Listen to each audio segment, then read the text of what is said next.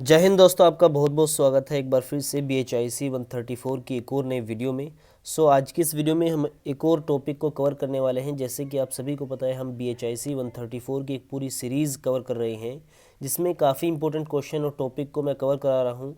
और ये जो सब क्वेश्चन और टॉपिक मैं ले रहा हूँ, ये सब पूरे प्रीवियस क्वेश्चन पेपर और गेस्ट पेपर से सजाए गए हैं। ठीक है, तो इनसे संबंधित जो आपके महत्वपूर्ण क्वेश्चन हैं, आपके सिलेबस से संबंधित, जिनका आपके एग्ज़ाम में आने की संभावनाएं, जिनके आपके एग्ज़ाम में आने की पॉसिबिलिटीज़ काफ़ी ज़्यादा हैं, तो उनको यहाँ पर डिस्कस किया जा रहा है विद आंसर, वो भी काफ़ी ज़्यादा ईजी लैंग्वेज में। ठीक है, इससे पहले मैंने जो क्वेश्चन डिस्कस किया था वो था गांधी जी के द्वारा जो चलाए गए आंदोलन हैं। यहाँ पर 6 आंदोलन हमने लिए थे उसमें, इसमें सॉरी, इसमें लगभग 3 आंदोलन हमने पिछली वीडियो में डिस्कस कर लिए थे, और इस वीडियो में बाकी के बचे हुए आंदोलन हम डिस्कस करने वाले हैं। ठीक है, चलिए इसको डिस्कस कर लेते हैं। चलिए, यहाँ पर जो चौथा आंदोलन है वो मैं यहाँ पर निकाल लेता हूँ, उसके बाद देखते हैं उसको।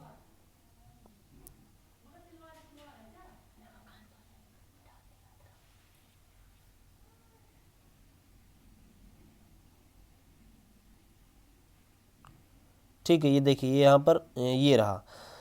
फोर्थ जो आंदोलन चलाया गांधी जी ने वो था असहयोग आंदोलन, जो 1920 में चलाया था। 1920 में असहयोग आंदोलन के करने के पीछे जलियांवाला बाग हत्याकांड सबसे महत्वपूर्ण कारण था इसका। यानी जलियांवाला बाग जो हत्याकांड हुआ था, जिसमें पहले क्या हुआ था, डॉक्टर सत्यपाल और डॉक्टर किचलू को, जो कि विरोध कर रहे थे, उन दौरान पंजाब में, अमृतसर में उनको कैद कर लिया था। उसके विरोध में ही जो है जलियांवाला बाग में एक सभा का आयोजन किया जा रहा था, जो आम सभा थी, जिसमें सभी आम व्यक्ति थे, बिना किसी हथियार के वो एक आम सभा प्रदर्शन कर रहे थे। लेकिन जनरल डायर के द्वारा उन पर जो है बहुत ही क्रूरता से वार किया गया, और उन्हें एक तरह मतलब पूरे जलियांवाला बाग हत्याकांड हुआ, ये पूरा, और उन सभी को मौत के घाट उतार दिया गया। उसमें बच्चे भी थे, बूढ़े भी थे, औरतें भी थी, सभी निहत्थे लोग थे जिन पर अत्याचार किए गए, और उन्हें जो है बहुत ही बेरहमी से कत्ल किया गया। तो ये पूरा एक जलियांवाला बाग हत्याकांड की पृष्ठभूमि थी, जिसके कारण सॉरी, असहयोग आंदोलन चलाने का जो एक निर्णय गांधी जी द्वारा लिया गया, क्योंकि असहयोग आंदोलन जो चलाया गया वो जलियांवाला बाग हत्याकांड के द्वारा चला गया, और के कारण चला गया, जिसके जो कि गांधी जी के ऊपर जिसका प्रभाव बहुत ज़्यादा पड़ा था। चलिए इसको देख लेते हैं। जलियांवाला बाग हत्याकांड एकमात्र कारण था इसका। इस हत्याकांड ने गांधी जी की अंतरात्मा को झंझोर कर रख दिया था। उनको यह महसूस हुआ कि अंग्रेज भारतीयों पर अपना जो प्रभुत्व है वो स्थापित करने में सफल हो रहे हैं धीरे धीरे। ठीक है, उन पर शासन कर रहे हैं, उनका शोषण कर रहे हैं, और अपना प्रभुत्व बढ़ाए जा रहे हैं। फिर यही वह समय था जब उन्होंने असहयोग आंदोलन को शुरू किया, और इसका शुरू करने का इसका फैसला लिया किन्होंने, गांधी जी ने। ठीक है, कांग्रेस और उनकी अजय भावना के समर्थन के साथ वह उन लोगों को विश्वास दिलाने में सफल रहे जो ये जानते थे कि शांतिपूर्ण तरीके से असहयोग आंदोलन का पालन करना ही स्वतंत्रता प्राप्त करने की एकमात्र कुंजी, एकमात्र चाबी है। यानी अगर स्वतंत्रता प्राप्त करनी है तो शांतिपूर्ण तरीके से असहयोग करते हुए, ब्रिटिश सरकार का बहिष्कार करते हुए, उन्हें सहयोग न करते हुए, इस तरीके की नीति अपना कर ही हम अपनी जो है स्वतंत्रता को या स्वतंत्रता के मार्ग को प्रशस्त कर सकते हैं। इसके बाद गांधी जी ने स्वराज की अवधारणा तैयार की, और तब से सॉरी, यह भारतीय स्वतंत्रता संग्राम का मुख्य हिस्सा बन गया। यानी जो जो एक अवधारणा बनाई स्वराज की, यानी स्वराज यानी अपने पूरे क्षेत्र पर खुद का राज होगा हमारा, अंग्रेजी शासन को यहाँ से भगाने का या हटाने का जो निर्णय लिया गया वो यहाँ से आया उभर कर, ज़्यादा इसमें जो है एक तरीके से बूस्ट आया। या इस आंदोलन ने रफ्तार पकड़ ली, और शीघ्र ही लोगों ने अंग्रेज़ों द्वारा संचालित स्थानों जैसे स्कूल, कॉलेज और सरकारी कार्यालयों का बहिष्कार करना शुरू कर दिया। यानी इसका जो मेन पॉइंट क्या था, मेन थीम जो थी इस आंदोलन की, वो थी कि अंग्रेजों को किसी भी स्तर पर कहीं पर भी सहयोग न करना। जैसे कि नाम से स्पष्ट है कि असहयोग आंदोलन, यानी कहीं पर भी अंग्रेजों को सहयोग न करने की नीति ही असहयोग आंदोलन था। ठीक है, इस आंदोलन को शीघ्र ही स्वयं गांधी जी द्वारा समाप्त किया गया। इसका एक कारण यह था कि चोरी चोरा कांड हुआ, यानी कुछ जो है क्रांतिकारी लोग जो इस असहयोग आंदोलन के तहत विरोध कर रहे थे। एक चोरी चोरा जगह थी, गांव था, जिसमें एक चौकी थी, उसमें बहुत सारे पुलिस अधिकारी थे, पुलिसकर्मी थे, लगभग 23 पुलिसकर्मी जो अंग्रेज थे उनको अंदर ही जलाकर मार दिया। तो एक बहुत ही क्रूरता वाली ये घटना हुई जिसका गांधी जी पर एक बहुत जो है बुरा प्रभाव पड़ा। ठीक है, और उनका ये मानना था कि अगर हम स्वतंत्रता जैसे पवित्र लक्ष्य को प्राप्त करना चाहते हैं तो ऐसे में ऐसे हिंसक चीज़ों का इस्तेमाल करना या हिंसक घटनाओं का होना सही नहीं है, जिसके कारण गांधी जी ने अंत में इस जो है असहयोग आंदोलन को जबकि ये अपने जो है चरम सीमा पर था और लगभग ये जो है लग रहा था कि सफल होने वाले हैं, तो ऐसी स्थिति में जाकर गांधी जी ने इस आंदोलन को स्वयं वापस ले लिया। नेक्स्ट जो आंदोलन हुआ भारत छोड़ो आंदोलन हुआ, जो कि 1942 में हुआ।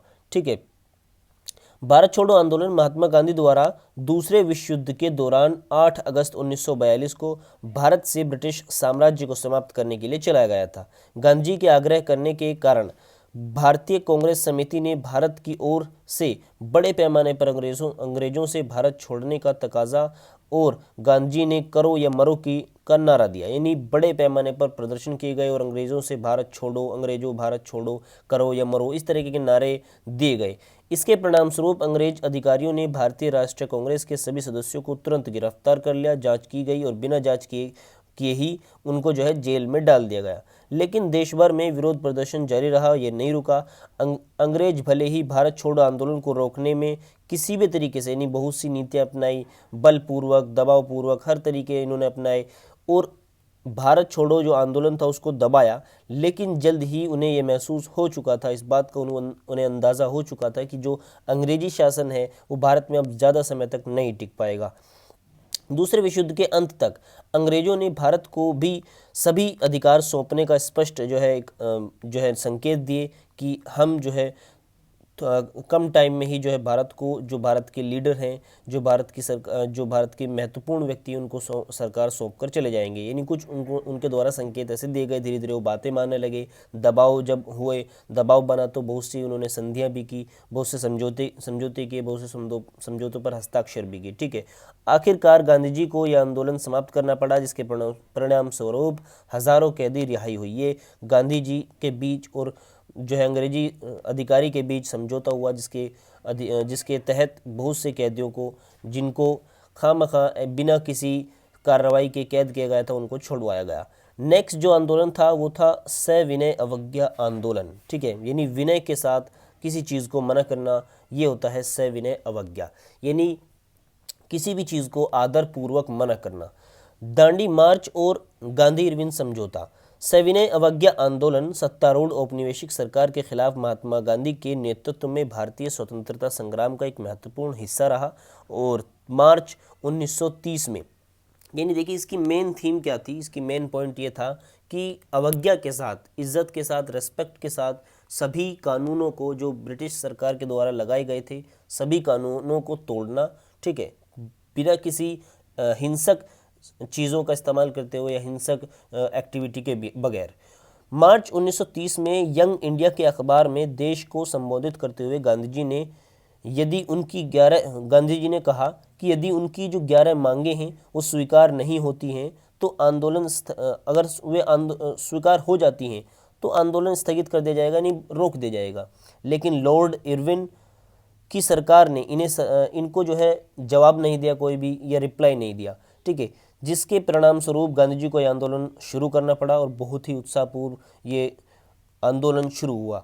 यह आंदोलन दांडी मार्च के साथ शुरू हुआ था, जिसका नेतृत्व गांधी जी ने 12 मार्च 1930 के दिन गुजरात के साबरमती आश्रम से दांडी यात्रा के साथ इसको किया था। यानी गुजरात का जो साबरमती आश्रम था गांधी जी का, वहाँ से उन्होंने दांडी एक गांव है वहाँ तक, जो समुद्री तट है जहाँ पर, वहाँ से जो है एक पूरी पदयात्रा करी, जिसमें बहुत से उनके साथ सहयोगी थे उनके। दांडी पहुँचने के बाद गांधी जी और उनके समर्थकों ने समुद्र के नमकीन पानी, जो नमक युक्त पानी था, समुद्री पानी, उसको उठाकर नमक बनाकर जो है इस कानून को तोड़ा।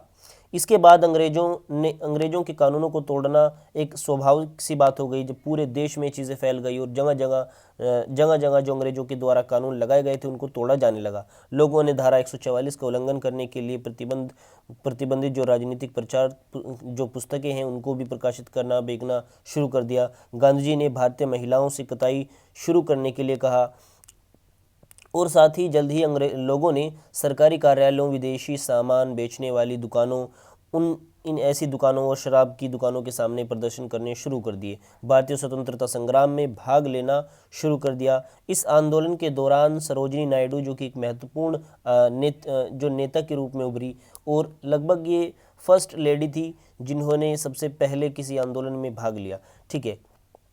और बहुत ही महत्वपूर्ण भूमिका निभाते हुए इन्होंने काफ़ी अच्छी भूमिका निभाई। उत्तर पश्चिम में सबसे लोकप्रिय नेता एक और रहे जिन्हें सीमांत गांधी के नाम से भी जाना जाता है, खान अब्दुल गफ्फार खान, जिन्हें फ्रंटायर गांधी भी कहा जाता है यानी सीमांत गांधी। लॉर्ड इरविन की सरकार ने 1930 में लंदन में एक गोलमेज सम्मेलन की व्यवस्था की। भारतीय राष्ट्रीय कांग्रेस में इसमें जाने से मना कर दिया।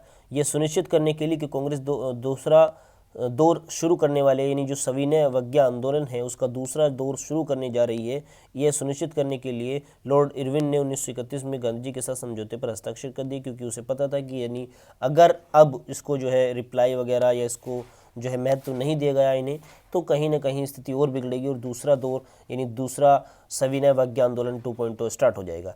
इसे गांधी इरविन समझौते के नाम से जाना गया। जो इनके बीच में जो समझौता हुआ 1931 में, उसे गांधी इरविन समझौते के नाम से जाना गया। इस समझौते में सभी राजनीतिक कैदियों को रिहा करने और सभी दमनकारी कानूनों को रद्द करने की बात कही गई।